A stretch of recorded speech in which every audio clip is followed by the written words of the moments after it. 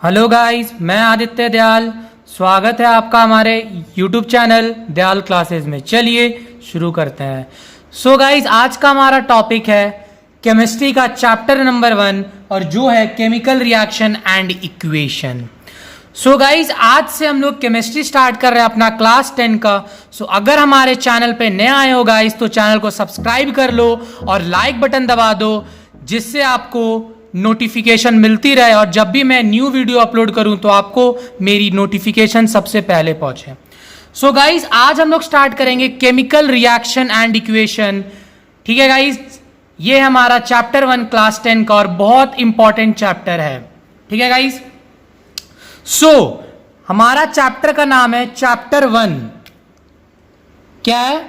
Chapter 1। आखिरकार इसका नाम क्या है? Chemical reaction and equation. क्या नाम है? Chemical reaction and equation.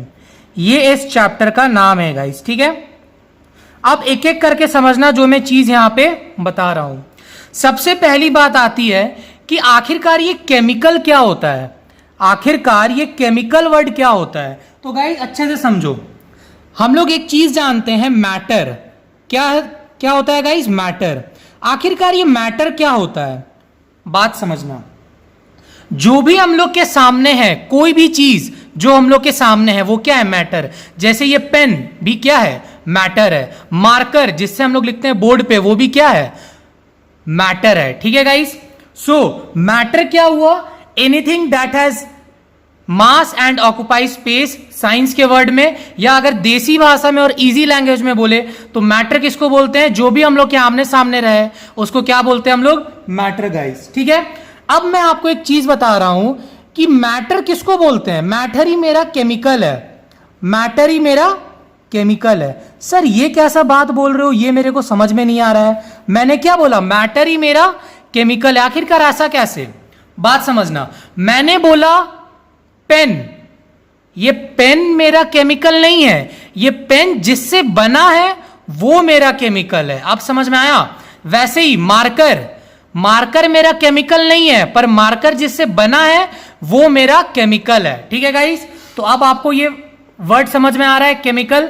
जैसे मैंने क्या बोला कि मार्कर, मैंने क्या बोला? मार्कर क्या? मार्कर मेरा केमिकल नहीं है। बात समझना, मार्कर मेरा केमिकल नहीं है।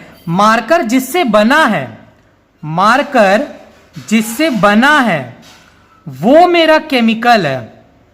सो गाइस, अब आपको ये चीज समझ में आ रहा है कि केमिकल किसको बोलते हैं।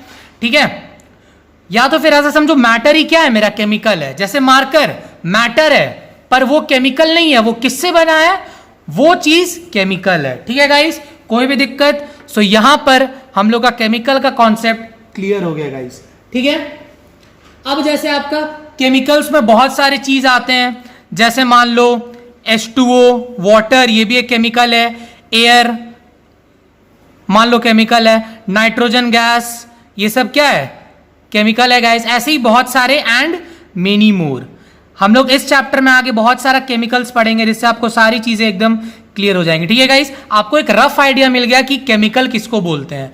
ठीक है गाइस, अब आता है इसके बाद नेक्स्ट वर्ड जो है केमिकल रिएक्शन। ठीक है गाइस, क्या है? Chemical reaction.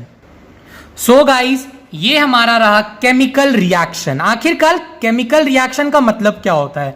एकदम इजी लैंग्वेज में समझो गाइस, तो ये होता है कि केमिकल्स आपस में रिएक्ट करते हैं। रिएक्ट मतलब क्या हुआ? आपस में आके मिक्स होते हैं, ऐसा समझो। ठीक है, the process of interaction of chemicals to form a new substance. Chemicals आपस में इंट्रैक्ट किए मतलब कंबाइन हुए। इंट्रैक्ट का मतलब यहां पे क्या हुआ गाइस? कंबाइन करना। इंट्रैक्ट का मतलब क्या हुआ गाइस? कंबाइन करना। इंट्रैक्शन का मतलब क्या हो रहा है गाइस? कंबाइन, मिल जाना। एक ये केमिकल, एक ये केमिकल आपस में जब मिल गए तो इसी को बोलते हैं इंट्रैक्शन। दो केमिकल्स का इंट्रैक्शन जिससे मेरा एक नया चीज बना, नया सब्सटेंस बना, उसी पूरे प्रोसेस को बोलते हैं केमिकल रिएक्शन। जैसे Mg+O2 MgO, ये क्या हो रहा है गाइस? Chemical reaction. ये क्या है? The process is called chemical reaction. क्या हो रहा है गाइस? Chemical reaction. ये पूरे प्रोसेस को क्या बोलते हैं? Chemical reaction Mg plus O2 gives MgO।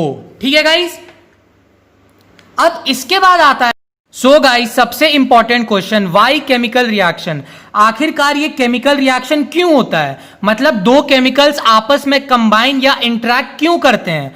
सो उसका सबसे अच्छा एग्जांपल मैं बता रहा हूं, जैसे Mg प्लस O2 मेरा देता है MgO। मान लो ये मेरा केमिकल रिएक्शन है। आखिरकार ये केमिकल रिएक्शन क्यों हुआ, इसके पीछे का रीजन समझो कि कोई भी केमिकल रिएक्शन क्यों होता है। आज उसका आंसर मैं आपको बताऊंगा। ठीक है गाइस, मान लो Mg का एटॉमिक नंबर है 12, इलेक्ट्रॉनिक कॉन्फ़िगरेशन 282, ऑक्सीजन है मेरा 26। ऑक्सीजन क्या है गाइस, 26। ठीक है, अब यहां पे बात समझना कि Mg है मेरा 282। आपको एक चीज पता होगा कि कोई भी एलिमेंट को स्टेबल होने के लिए इलेक्ट्रॉनिक कॉन्फ़िगरेशन मतलब उसका ऑक्टेट पूरा होना चाहिए। आखिरकार ऑक्टेट क्या होता है, मतलब उसके लास्ट वाले शेल, ये K सेल, ये L, ये M, मतलब उसका इलेक्ट्रॉनिक कॉन्फ़िगरेशन में आखिरी वाले सेल में ऑक्टेट होना चाहिए। क्या होना चाहिए गाइस, ऑक्टेट, मतलब 8 होना चाहिए। लास्ट वाले सेल में कितना होना चाहिए, ऑक्टेट मतलब क्या हुआ, लास्ट वाले सेल में उसका 8 होना चाहिए। अगर हम लोग Mg को देखें तो देखिए 282 है, इसका लास्ट में 8 कैसे बनेगा, जब इसमें से मेरा 2 इलेक्ट्रॉन निकल जाएगा तब ये क्या हो जाएगा Mg2+। हम लोग जानते हैं जब भी इलेक्ट्रॉन निकलता है तो वहां पे पॉजिटिव चार्ज आ जाता है, और जब भी इलेक्ट्रॉन ले लेते हैं तो वहां पे क्या आता है गाइस, नेगेटिव चार्ज। ठीक है, सो ठीक वैसा ही O2 2-। अब यहां पे इसका देखो, ऑक्सीजन का रहता है एटॉमिक नंबर 8, सो उसको लिखेंगे 26। इसको 2 इलेक्ट्रॉन और चाहिए, तो जब भी कोई इलेक्ट्रॉन लेता है तो वहां पे माइनस लिखते हैं। कितना ले रहा है, 2, इसलिए ऊपर 2- लिखे हैं। इसीलिए Mg और O आपस में जाके कंबाइन होते हैं। इसका 2 इलेक्ट्रॉन जो निकला वो जाके ऑक्सीजन के पास चल जाता है, इसीलिए ये दोनों आपस में कंबाइन कर रहे हैं। क्यों कंबाइन कर रहे हैं, कि ये लोग का ऑक्टेट पूरा हो जाए। ठीक है, अगर ये Mg अकेला रहता तो ये स्टेबल स्टेट में नहीं रहता, और ऑक्सीजन अकेला रहता तो भी ये स्टेबल स्टेट में नहीं रहता। ये क्या देख रहा है कि भाई हमको 2 इलेक्ट्रॉन चाहिए, और यहां पे ये देख रहा है कि हमको 2 इलेक्ट्रॉन को निकालना है, तब मेरा ऑक्टेट पूरा होगा। ठीक है, तब मेरे आखिरी सेल में 8 आएगा, तब वो जाके एलिमेंट स्टेबल होगा। इसीलिए ये रिएक्शन हो रहा है। ठीक है गाइस, कि 2 वाला यहां से निकला तब इसका 8 बचा, और यहां पे इसको 2 चाहिए, ये 2 देगा कौन, Mg। यहां का जो 2 निकला वो जाके इधर आ गया। और आखिरकार ये प्रोसेस अंदर ही अंदर कैसे चल रहा है, ये आप लोग सीनियर क्लासेस में पढ़िएगा गाइस, कि इसका क्या क्या, इसका और अच्छे से हम लोग सीनियर क्लासेस में पढ़ेंगे। ठीक है गाइस, तो इसीलिए ये हम लोग का ओवरऑल रिएक्शन होता है। सो हम लोग क्या सीखे गाइस, वाई केमिकल रिएक्शन, आखिरकार ये केमिकल रिएक्शन क्यों होता है। सो सबसे इंपॉर्टेंट इसका रीजन रहेगा to attain stability. To attain stability, stability मतलब स्थिर, to attain stability and to complete its octet, and to complete its octet, and to complete its octet by combining, to complete it octet by combining. ठीक है guys, सो सबसे important reason यही है कि 2 chemicals आपस में रिएक्ट क्यों करते हैं, बिकॉज स्टेबिलिटी पाने के लिए और सारे एलिमेंट का ऑक्टेट पूरा हो जाए बाय कंबाइनिंग, इसीलिए केमिकल्स रिएक्शंस होते हैं गाइस। अब आपके मन में यह सवाल आता होगा कि चलो केमिकल रिएक्शन तो मेरा हो गया, पर केमिकल रिएक्शन के बाद क्या क्या होता होगा, तो चलो गाइस वो अब हम लोग देखते हैं। सबसे इंपॉर्टेंट बात कि मेरा केमिकल रिएक्शन तो हो गया, पर अब केमिकल रिएक्शन के बाद क्या क्या होता है और क्या क्या ऑब्जर्वेशन मतलब क्या क्या देखने को मिलता है, चलो इसको अच्छे से समझते हैं। सबसे पहला point, what happens after a chemical reaction, उसका सबसे पहला पॉइंट क्या है गाइस, चेंज इन स्टेट। क्या है, चेंज इन स्टेट, मतलब लिक्विड है, लिक्विड से या सॉलिड हो जाए, लिक्विड से या गैस हो जाए, सॉलिड से या लिक्विड हो जाए। स्टेट तो 3 ही होता है, सॉलिड, लिक्विड, गैस, ठीक है, किसी में भी चेंज हो जाए, ये सब देखने को मिलता है, पहला।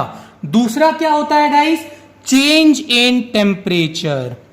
दूसरा क्या होता है, चेंज इन टेम्परेचर। टेम्परेचर का बढ़ना या घटना, ये भी हम लोग देखते हैं जब केमिकल रिएक्शन होता है तब। अब आता है गाइस तीसरा पॉइंट, क्या है, इवोल्यूशन ऑफ गैस, मतलब गैस का निकलना। इवोल्यूशन मतलब क्या होता है गाइस, निकलना। क्या होता है, इवोल्यूशन ऑफ गैस मतलब गैस का निकलना। अब आता है चौथा पॉइंट, क्या है, चेंज इन कलर। इसमें हम लोग क्या देखते हैं गाइस, बहुत सारे केमिकल रिएक्शन में कि कंपाउंड या एलिमेंट का कलर मेरा चेंज हो जाता है हर रिएक्शन में अलग अलग, मतलब हर रिएक्शन में कुछ ना कुछ होता है, या तो आपका स्टेट चेंज हो जाएगा, या तो आपका टेम्परेचर कम हो जाएगा, ज्यादा हो जाएगा, या तो किसी किसी में गैस निकलेगा, या तो एलिमेंट या कंपाउंड का कलर चेंज हो जाएगा।